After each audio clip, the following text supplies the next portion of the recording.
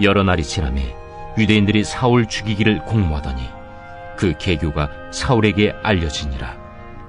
그들이 그를 죽이려고 밤낮으로 성문까지 지키거늘 그의 제자들이 밤에 사울을 광주리에 담아 성벽에서 달아내리니라. 사울이 예루살렘에 가서 제자들을 사귀고자 하나 다 두려워하여 그가 제자됨을 믿지 아니하니 바나바가 데리고 사도들에게 가서 그가 길에서 어떻게 주를 보았는지와 주께서 그에게 말씀하신 일과 다메섹에서 그가 어떻게 예수의 이름으로 담대히 말하였는지를 전하니라. 사울이 제자들과 함께 있어 예루살렘에 출입하며 또 주 예수의 이름으로 담대히 말하고 헬라파 유대인들과 함께 말하며 변론하니 그 사람들이 죽이려고 힘쓰거늘 형제들이 알고 가이사랴로 데리고 내려가서 다소로 보내니라. 그리하여 온 유대와 갈릴리와 사마리아 교회가 평안하여 든든히 서가고 주를 경외함과 성령의 위로로 진행하여 수가 더 많아지니라. 그때 베드로가 사방으로 두루 다니다가 루다에 사는 성도들에게도 내려갔더니 거기서 에니아라 하는 사람을 만나매 그는 중풍병으로 침상 위에 누운 지 8해라. 베드로가 이르되 에니야야, 예수 그리스도께서 너를 낫게 하시니 일어나 내 자리를 정돈하라. 한데 곧 일어나니 루다와 사론에 사는 사람들이 다 그를 보고 주께로 돌아오니라. 요빠에 다비다라 하는 여제자가 있으니 그 이름을 번역하면 도르가라. 선행과 구제하는 일이 심히 많더니 그때 병들어 죽음의 시체를 씻어 다락에 누이니라. 루다가 요빠에서 가까운지라. 제자들이 베드로가 거기 있음을 듣고 2 사람을 보내어 지체 말고 와달라고 간청하여 베드로가 일어나 그들과 함께 가서 이르매 그들이 데리고 다락방에 올라가니 모든 과부가 베드로 곁에 서서 울며 도르가가 그들과 함께 있을 때에 지은 속옷과 겉옷을 다 내보이거늘 베드로가 사람을 다 내보내고 무릎을 꿇고 기도하고 돌이켜 시체를 향하여 이르되 다비다야, 일어나라. 그가 눈을 떠 베드로를 보고 일어나 앉는지라. 베드로가 손을 내밀어 일으키고 성도들과 과부들을 불러들여 그가 살아난 것을 보이니 온 요빠 사람이 알고 많은 사람이 주를 믿더라. 베드로가 요빠에 여러 날 있어 시몬이라 하는 무두장이의 집에서 머무니라. 교회 사역을 우리가 생각할 때 가장 많이 생각할 수 있고 또 보편적으로 알고 있는 사역은 역시 복음을 전하는 것입니다. 전도와 선교라고 하는 복음 전함의 사역이 교회의 가장 중요한 핵심 가치라고 말해도 과언이 아니겠죠. 그러나 교회가 그렇게 전도하여서 복음을 선포해서 많은 이들로 하여금 공동체 안에 있게 하고 또 그리스도 안에 거하는 삶을 살아가는 동안 또 함께 해야 될 중요한 사역이 있다는 것을 오늘 본문은 가르쳐 주고 있습니다. 31절 말씀을 보면 교회가 당시 든든히 서가고 또 그 가운데서 교회 공동체 안에 행하고 계시는 주님의 일을 이렇게 설명합니다. 주님을 두려워하는 마음과 성령의 위로로 정진해서라고 말합니다. 그러니까 여기서 우리가 주목해 볼 것은 위로함이죠. 누가 위로하시는 것입니까? 성령께서 지체들의 마음을 위로하시더라라고 하는 것을 말씀을 통해 알 수가 있습니다. 그러나 성령이 위로하시면 단지 영적인 현상이어서 또 영적인 체험과 경험이어서 각각의 개인의 자리에서 개인이 하나님과 1대1로 경험하게 되어지는 영적인 체험이다라고만 말하지 않습니다. 성령의 위로하심은 반드시 하나님이 세운 사람들을 통해서 지체 안에 흘러간다는 것을 오늘 본문의 말씀을 통해서 알 수가 있습니다. 우리가 어제 주일 말씀을 통해서 보았던 것처럼 교회 공동체 안에 하나님께서 새로운 리더십으로 특별히 이방인의 사도로 부른 청년 사울이 어떻게 회심하게 되었는지를 보았습니다. 그런데 청년 사울이 회심은 하였지만 그러나 여전히 사도들과 또 여러 교회 공동체 안에 있는 지체들은 이 사울을 기꺼이 맞아들이기가 두려웠습니다. 여전히 박해자 사울로 이해하고 있는 이해가 많았기 때문이죠. 근데 그 가운데 지금 이 사울이 교회 공동체 안에 여러 지체들과 교제하고 또 훈련되어지고 하나 되어지기까지 헌신했던 사람이 있다는 것을 오늘 본문은 말씀해 주고 있습니다. 27절 말씀에 보면 그러나 바나바는 사울을 맞아들여 사도들에게로 데려가서라고 말씀하고 있습니다. 26절 후반부에 보면 모두들 그를 여전히 무엇합니까? 두려워하였다라고 말합니다. 그렇게 모두가 두려워하고 있다라고 하는 설명 뒤에 그러나 바나바는 이라고 말하죠. 바나바도 두려워할 법도 하고 여전히 그를 경계할 법도 한데 바나바는 사울을 통해서 일하시는 주님을 보았습니다. 그리고 이 사울을 통하여서 하나님의 선한 역사가 얼마나 영향력 있게 나타나는가도 그는 똑똑히 목격하였습니다. 그래서 사울에 대한 믿음이 아니라 사울을 통해서 일하시는 주님에 대한 믿음의 고백을 가지고 사울의 삶을 옆에서 도와주고 또 교회 공동체의 지체가 되게 하는 사역을 감당합니다. 그래서 말씀해 보면 27절 후반부에 사울이 다마스쿠스에서 예수의 이름으로 담대히 말한 일을 그들에게 이야기해 주었다라고 말하죠. 자신의 능력, 자신의 실력, 사울이 가지고 있는 자신의 것으로 뭔가 대단한 일을 했다가 아니라 예수 그리스도의 이름으로 그 이름을 선포하며 그 능력을 나타내고자 할 때 주께서 행하신 일들을 사울을 통해서 주님이 행하신 일들을 증명했다는 것입니다. 그러니까 우리가 오늘 말씀을 통해서 발견해야 될 중요한 사실 중에 하나는 바나바의 모습도 그렇고 또 사울의 모습도 그렇고 이 모습 속에 예수 그리스도가 선명하게 드러나게 하는 일, 이것이 돌봄의 가장 중요한 목적이다라고 하는 것을 볼 수 있습니다. 그러니까 바나바가 사울을 맞아들일 수 있었던 것도 그에게 나타나 역사하시는 주님이 계셨기 때문이고 또 그런 사울을 맞아들이기까지 사울의 삶을 통해서 교회 공동체 안에 흘러간 것도 예수 그리스도의 이름으로 행한 주님의 역사라는 것이죠. 오늘 저와 여러분 모두가 이 하루를 살면서 모든 일에 오직 주 예수 그리스도의 이름으로 하고 또 주님의 역사가 또 주님의 형상이 여러분을 통해 나타날 수 있기까지 깨어 기도하는 여러분 되시기를 축복합니다. 오늘 우리가 맞아들이지 못할 만한 사람, 또 우리가 사랑하지 못할 만한 사람, 우리의 생각과 우리의 가치 판단을 가지고 보면 무수히 많습니다.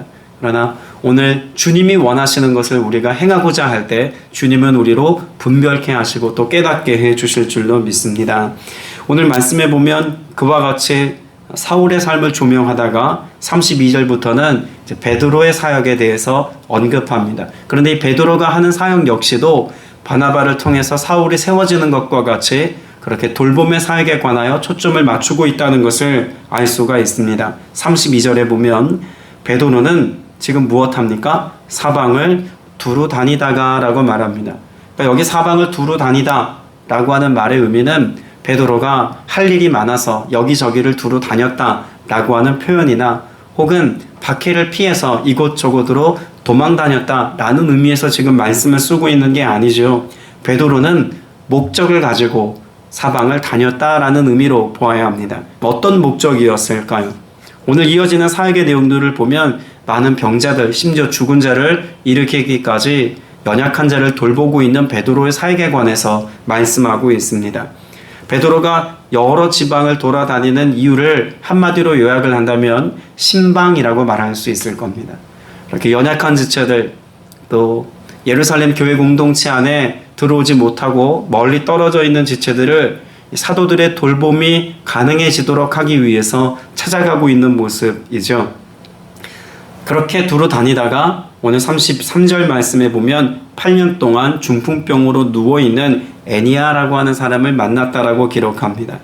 자, 그런데 34절에서 이 베드로가 8년 된 병자, 그 중풍병자 애니아를 일으키면서 했던 말은 이전에 그가 성전 미문에서 구걸하고 있던 일을 일으켰을 때와는 조금 다른 선포를 하고 있다는 것을 볼 수 있습니다.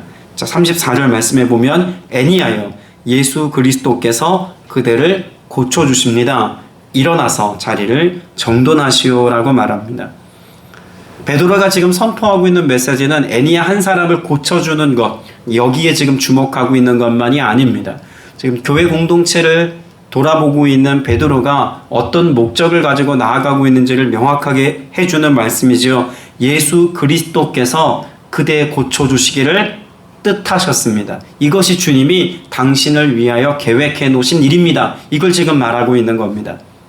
애니야가 그런 질병 가운데 있어서 고침받는 것만큼이나 지금 그가 돌아보고 있는 많은 성도들에게 신방하면서 하고 있는 일이 무엇이다라는 겁니까?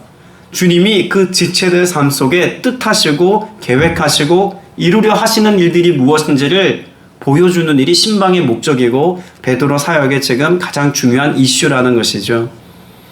우리가 누군가를 돌본다라고 하는 것은 단지 그 사람의 필요한 것들을 내가 보고 알아서 그들에게 필요한 것들을 채워주는 것이 돌봄이 아닙니다. 영적인 돌봄은 특별히 주님께서 우리에게 말씀하시는 사도행전 9장을 통해서 가르쳐 주시는 돌봄의 의미는 내가 그를 돌보기까지 먼저 주님과 나와의 관계 안에서 그를 향한 주님의 뜻을 내가 알고 내가 돌보아야 할 그들에게 주님의 뜻을 전달하는 그것이 바로 돌봄의 중요한 목적이다라고 하는 것을 말씀합니다. 오늘 단위에 서서 설교자로 제가 여러분에게 말씀을 선포하기까지 먼저 무릎을 꿇고 기도하고 하나님의 말씀을 먼저 대면하는 것도 우리를 향하신 하나님의 뜻을 분별하고 알기까지 먼저 하나님 말씀 앞에 엎드리는 것 아니겠습니까? 제가 신방을 하고 또 누군가를 위하여 기도하고 또 함께 그리스도의 사랑 안에서 어려움을 당한 지체들을 돌보는 모든 과정도 결국은 우리의 사역을 통해서 이와 같은 일들을 할 수 있습니다라고 하는 자기 능력에 대한 증명의 과정이 아니라 교회가 할 수 있는 어떤 사역을 과시하는 것이 아니라 주님께서 우리를 통하여 원하시는 바 각각의 영혼과 지체들에게 행하기를 기뻐하시는 그 뜻을 이루는 것이 교회가 돌봄을 행하는 목적이다라고 하는 것을 분명히 보여줍니다.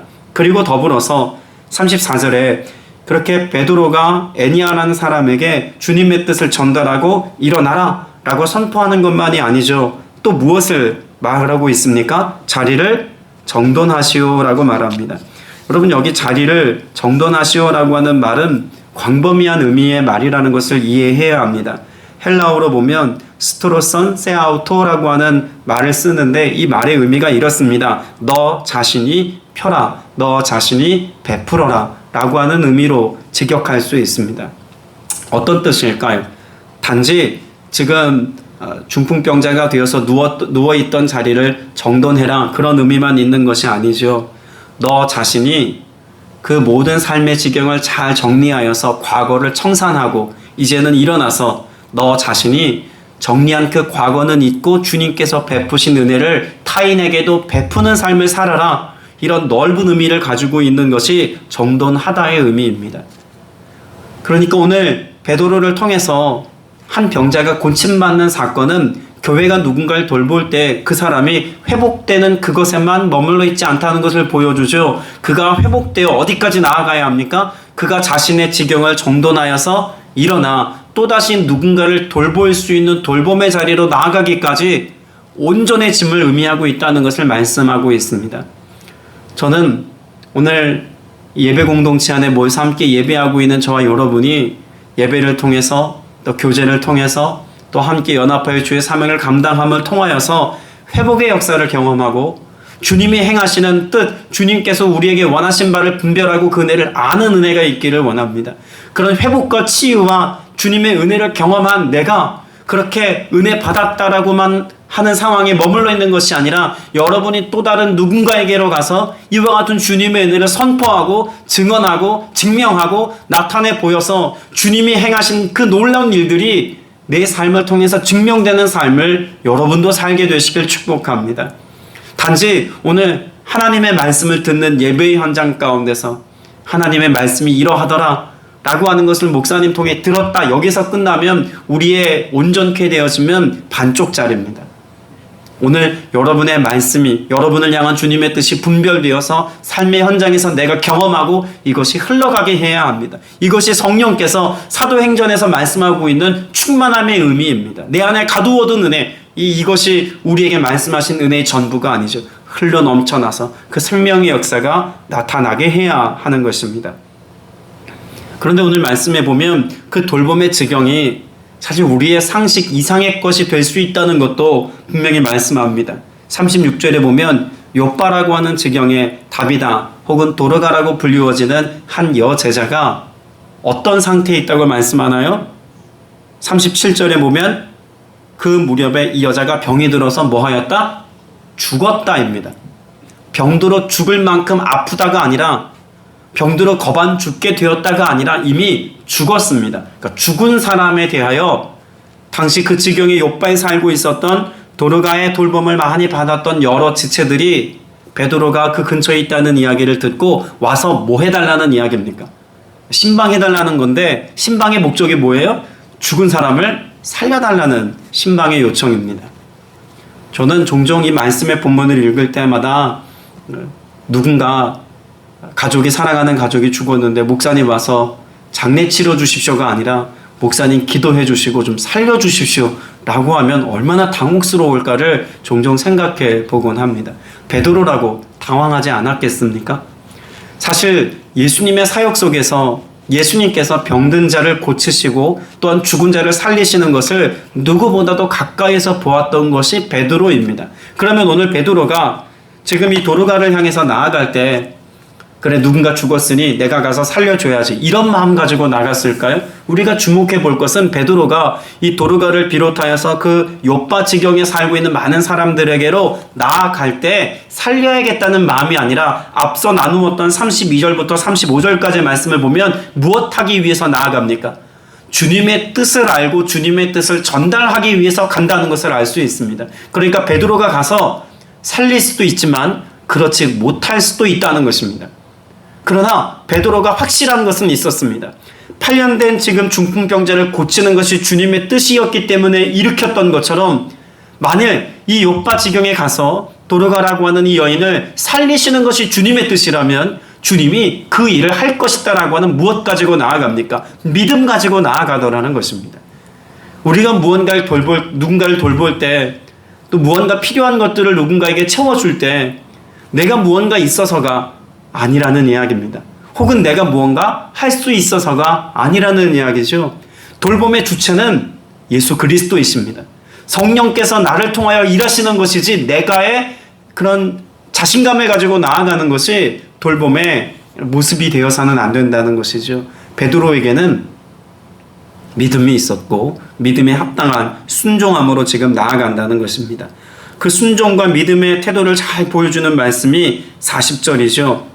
베드로는 모든 사람을 바깥으로 내보내고 나서 무엇합니까? 무릎을 꿇고 기도하였다라고 말하고 있습니다. 여러분, 베드로가 기도했다는 것은 자신을 과신하지 않았다는 거죠.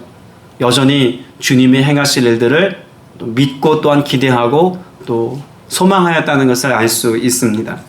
사실 이 베드로의 믿음만 있었던 것은 아닙니다. 39절에 보면 이 도르가라고 하는 여인의 시신을 어디에다 두었다고 말씀하고 있습니까? 베드로가 이곳에 이르니 사람들이 그를 어디로 데리고 올라갔어요?